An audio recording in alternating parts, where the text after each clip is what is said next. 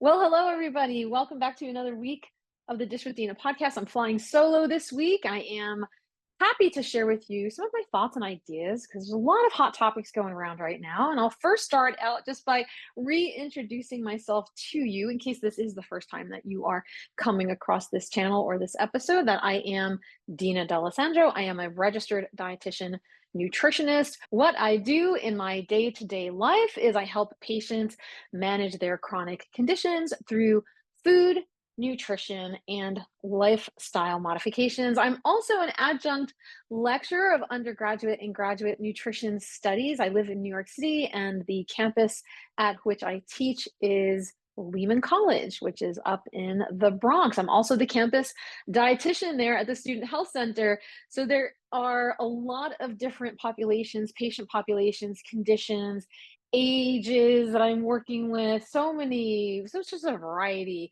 of people with whom I work, and so many different socioeconomic backgrounds and different factors that are involved in everything that I do. I also want to share with you that I grew up in a household where we were told never to discuss topics like money, religion, and politics. But you know what?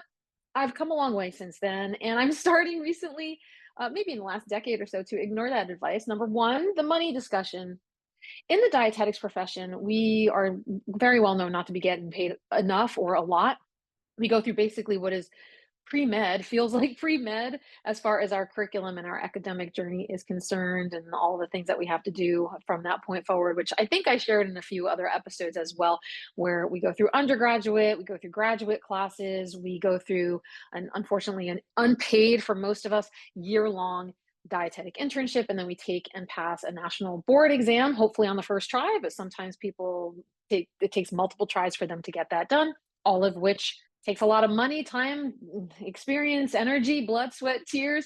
And so the point about that is that as we are coming into the new generation of dietitians, and also as part of my discussion with my students, because we do talk a lot about career development and advancement in the profession, we are becoming more transparent about sharing things like our salaries and how much it costs for us to be a dietitian, whether it's through investment in our academic pursuits or the credentials and the ongoing professional development that we have to adhere to in order to maintain our title. So that aside, I'm very grateful. And also across the country, what the average rate of pay is and things along those lines. We're not allowed by law to discuss things like insurance reimbursements, but we are able to talk a little bit more generally about what we do take and where we've had some success as far as what insurance companies we work with and how to get credentials. So we're having more discussions around that as well.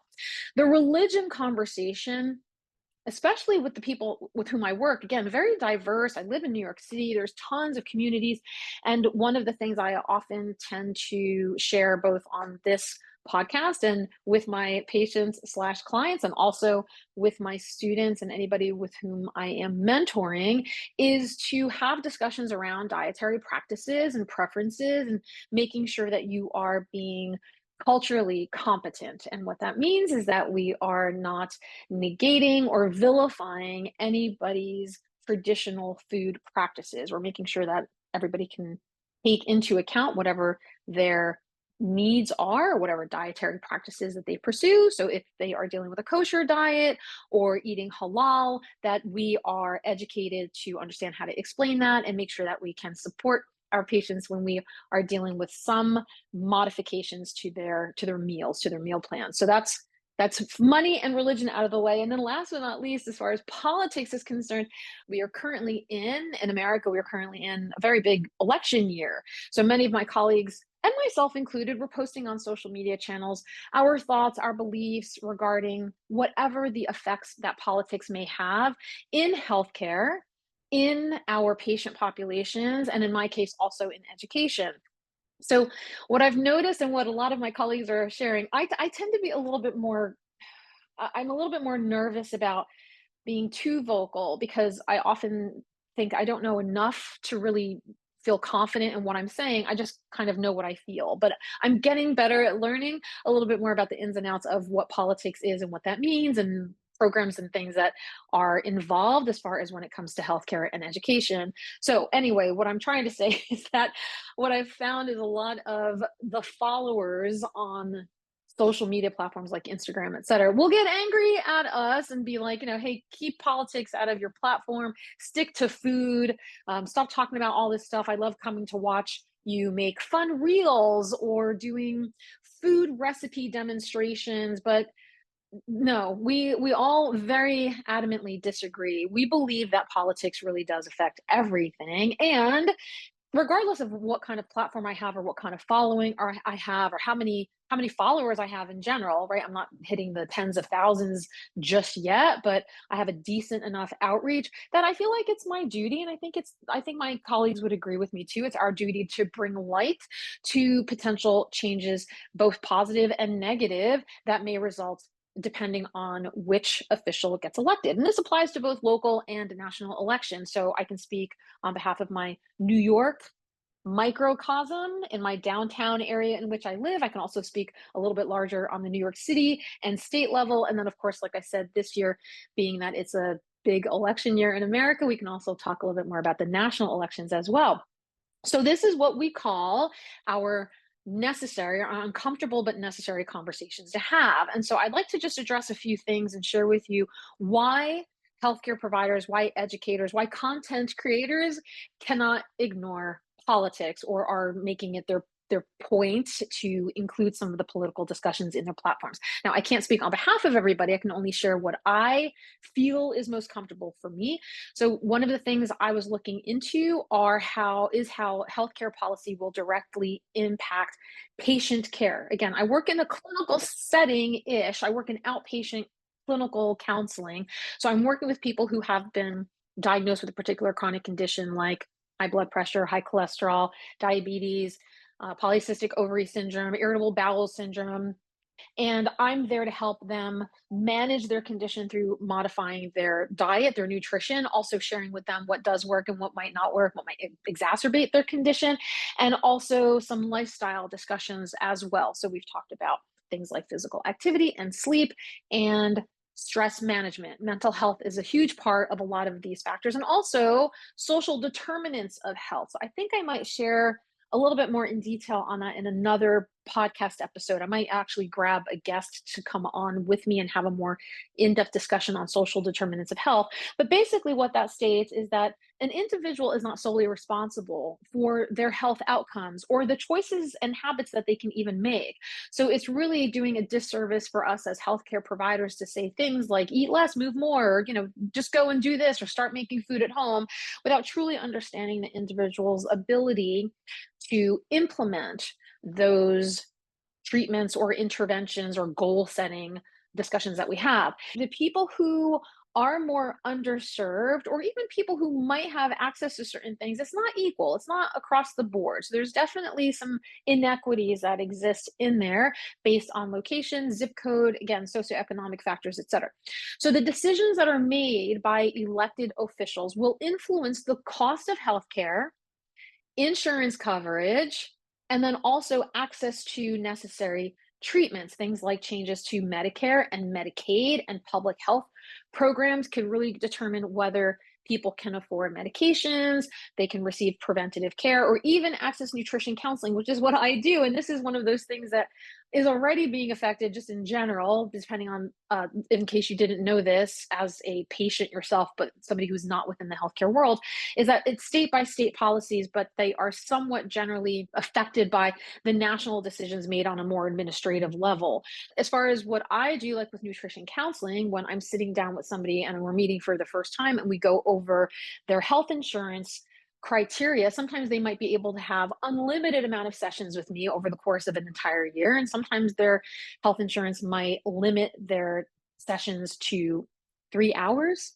And my friends, I don't know if you know anything about working with a specialist like a dietitian, but it's really, really challenging to try to get as much information as possible and also be able to see you through moving forward, implementing whatever changes, and change takes time. So being there to support you and be part of your accountability team takes time as well.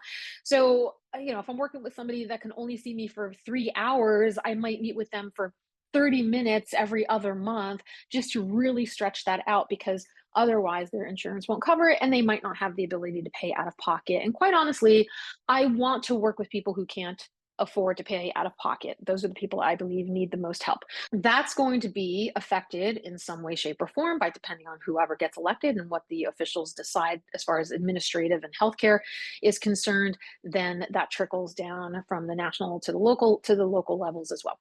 Nutrition and food policy. I just got them talking about SNAP, that's a Supplemental Nutrition Assistance Program. So policies regarding food assistance programs, food banks, SNAP, health bucks. I think that's a New York City thing, where again, it's supplemental funding for certain foods. Dietary guidelines, that's another one too. Okay, not a lot of people will agree with the USDA and the FDA's recommendations on what and how much to eat, but it does help us provide people with a little bit of guidance. And then when you take me as an example of a dietitian who is considered a specialist in healthcare, then I can help implement those guidelines into a much more customized and individualized approach that meets the needs of my particular client or patient. Also, agricultural practices. So, how farming is done, how crops are done, what people can afford to eat, what is available in the stores, things like food waste, how that gets rescued and recovered, public health nutrition programs, school meal programs for children, community health initiatives. So, all of these things are driven by government decisions because it also relies on money and or ways that people are investing in being able to implement and execute these policies. Number 3, so we had healthcare policy directly impacts patient care. We have nutrition and food policy is also directly affected by governmental decisions. And then we have education funding and curriculum control. So now as a teacher, I'm already trying to keep kind of an eye and an ear out for a lot of different things that I'm starting to hear on a state by state basis because my students are currently in New York City, but they might end up moving, getting married, getting jobs out of state, and wherever they end up deciding to work or wherever they land, those policies and programs might be much different than what we have here in New York City. So I'm trying to also include that conversation in that discussion as well. So for those of us in academia, policy decisions are determining the quality of education that we can provide and also what might be part of our curriculum. So again, I'm not working on the elementary school level or high school level. This is college.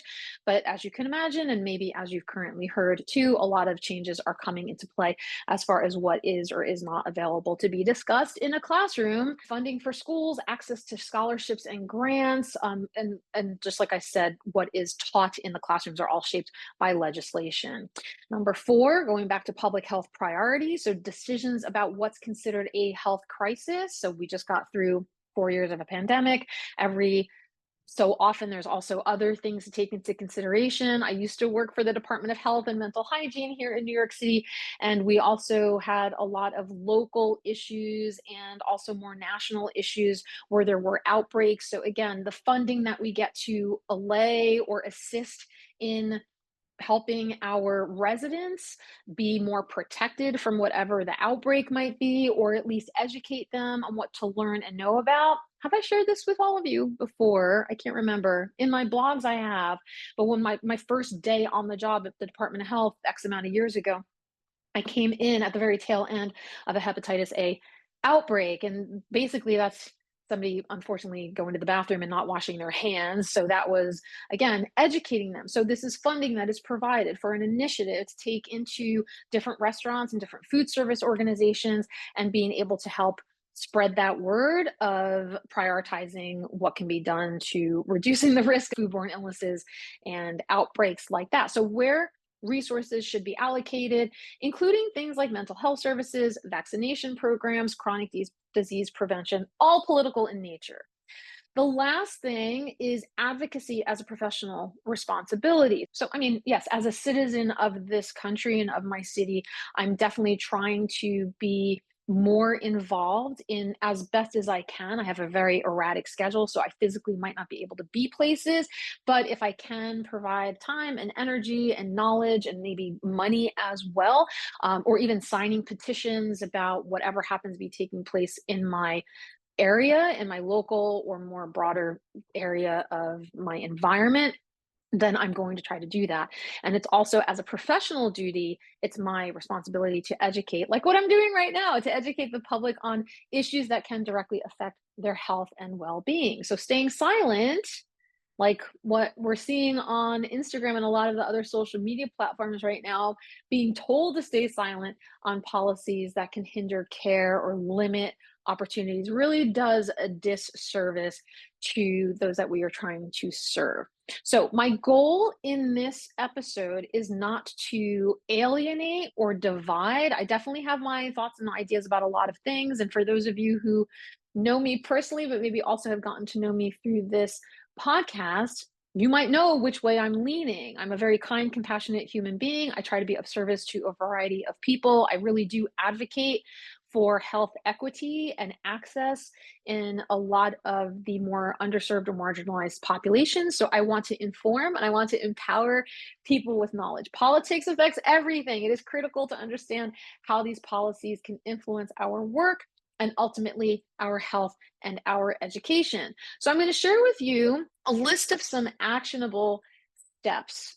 So if you are interested in learning more, or you know what, listen, even if you're like, I don't want to learn, maybe there's somebody in your life who is interested, or maybe somebody brings up a conversation to you, and then you can feel like you have a little bit more understanding in being able to have that conversation back and be able to support whatever claims that you feel most strongly about. So I would encourage you to do the following things. Number one, educate yourself and make sure it's, just like I've shared before with the conversations around research and misinformation online.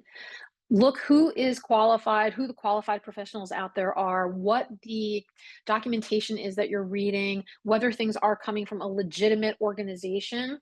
So in our case, for dietitians, we have the Academy of Nutrition and Dietetics. They have a scientific journal that gets published as well, I believe, on a monthly basis. And so they provide me with a lot of the ongoing discussions around general research, but also health policies and how things can be affected through different like programs and things that are coming up in America as far as health care is concerned. We also have something called the American Public Health Association. I'm going to link some of these, I think, in the podcast episode. You can just click on stuff.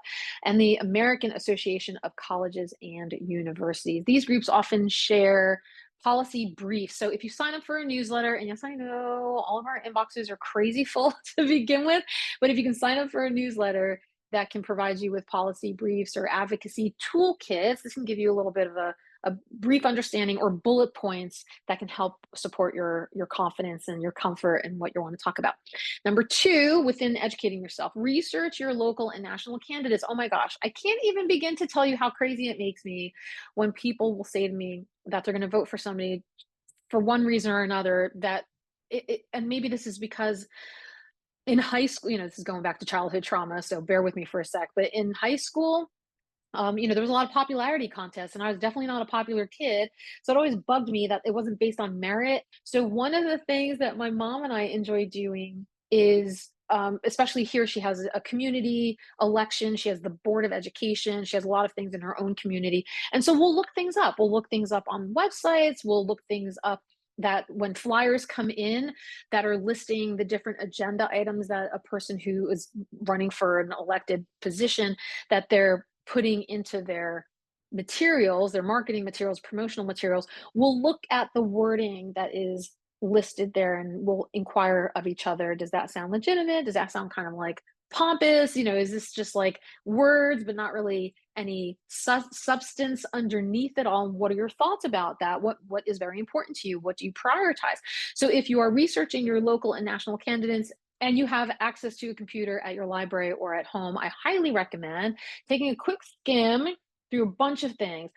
The other thing that I like to do too is the reliable sources. Like I definitely follow a lot of people on social media that I know are qualified to talk about things. People like epidemiologists and other healthcare professionals that I've kind of felt like I've vetted well enough to feel comfortable with what they're sharing with me. So reading and sharing reliable sources.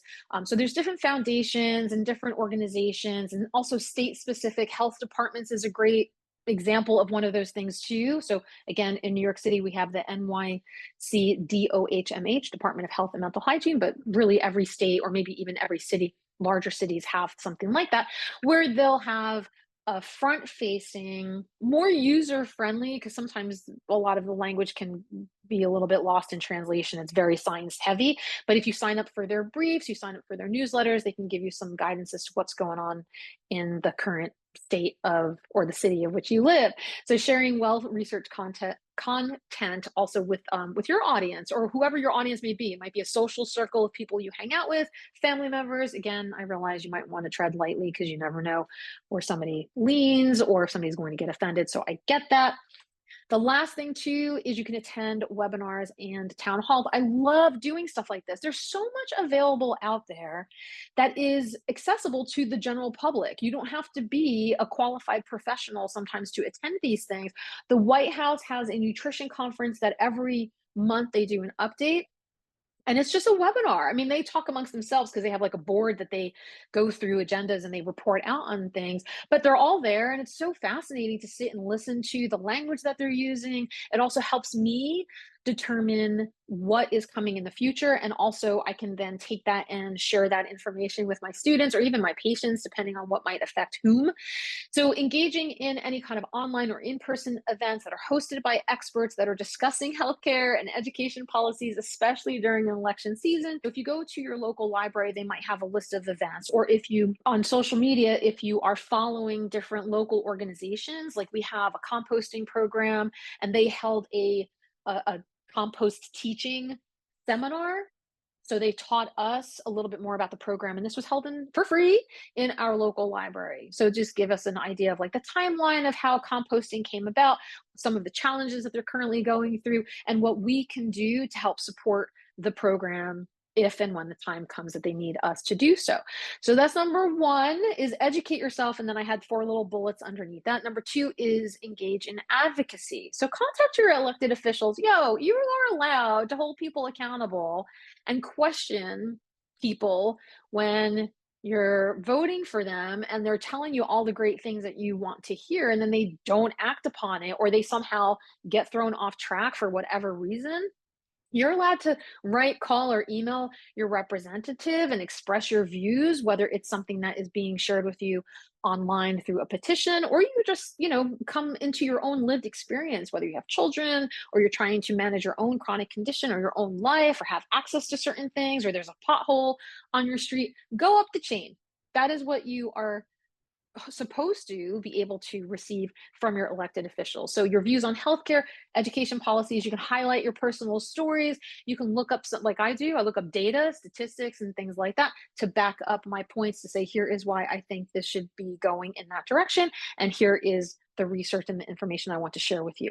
So this is a side note, when I get asked to share or sign up on one of these more like global petitions, we receive those and they're kind of like done for you already. So the language and the wording is already there. And I will always go in and edit it and say things like, as a registered dietitian and an adjunct lecturer of nutrition sciences, and then I'll go and leave the rest of the wording as is if I agree with it. But I really do try my best to make sure I'm putting a personal spin on that. You can join advocacy groups. So maybe you're part of a local organization, local membership, where you have an advocacy group focused on health and education policy or whatever the topic is that most interests you. Professional organizations usually have advocacy committees that organize campaigns for whatever that is. Using social media to raise awareness. Now, okay, this I'm going to say was just a little bit of caution.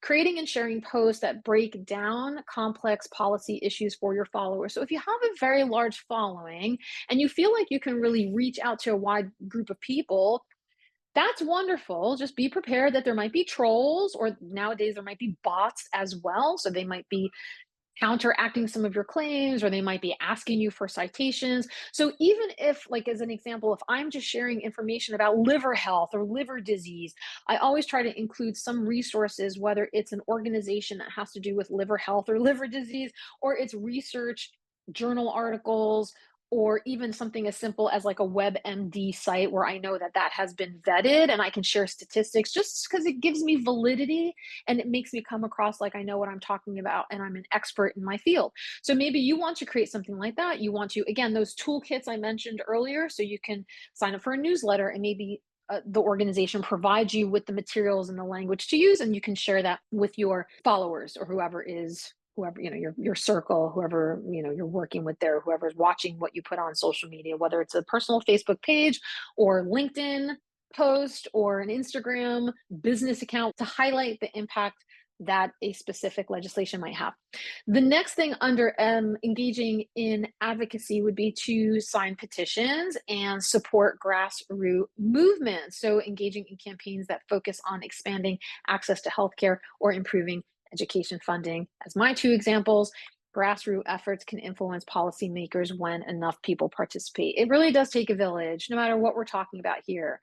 And the louder and the more numbers we have, hopefully, especially if you're trying to do something that is right and just and good and kind and compassionate, hopefully that will have some sort of reach and make a difference, because our voices really do count. Participating in civic duty. So maybe well, first of all, make sure you're registered to vote if you are of age. Know your polling location. That's something simple to check out. I think I'll also post the information on the episode here as to how you can look in your district and make sure that you are for sure registered. Encourage your followers as well to do the same by sharing resources. So vote.org, which I'll say out loud here, but again, I'll also post some resources in this episode. So if you're taking onto social media platforms, or if you're just speaking with people, you can provide them with resources to make it as easy as possible to cut out that friction in order to participate in their civic duties. Volunteer for campaigns or become part of a voter registration drive. You can support candidates and initiatives that align with your views on healthcare and education by volunteering for local campaigns or outreach programs. Again, you can search within your local community. You can go to your library, anything that you are following online in social media. Like I said, in my case, I have New York City as the whole city. And then in my neighborhood, I have the East Village. That's where I live in my little community there. And they have a ton of community centers and organizations that are very, very specific to our neighborhood. And the last thing is collaborate professionally. You can host or attend policy discussions. I mean, this is, what I'm doing here. I'm also going to create a webinar for this, and I might go a little bit more into detail. And that webinar might be one version for the more general population and another version for more peer-to-peer training on what we can do in our profession to advocate for the policies within healthcare. So again, that can be part of the discussion that I include in whatever my topic is or my presentation is. And then I'm also turning this into an Instagram live. So again, just sharing as much as you can out there, organizing a roundtable discussion, a webinar with your colleagues, or if you don't even know what you're talking about, but you can find people and matchmake in a certain way and ask people to come on and share their expertise of how political changes could impact your particular field. And this also then builds a network of informed advocates and allows everybody to, again, grow their network and have more resources available of whatever their topic of concern might be. Collaborating on advocacy projects, partnering with other professionals to write opinion pieces, right? This could be something that we all put together as an organization, as a membership group. We can create educational videos. You can co-host events that are focused on policy education as well. I hope that you got some really good takeaways. I feel like a lot of what I talk about in each one of these episodes, we don't necessarily go into the nitty-gritty of what potentially could affect whatever the topic is or the person who I am interviewing, of what could happen in the future, how that can affect their field or their profession. So I hope you got some takeaways from this. Maybe it jazzed you up. Maybe it made you super scared because you're not very involved or you're worried about the future.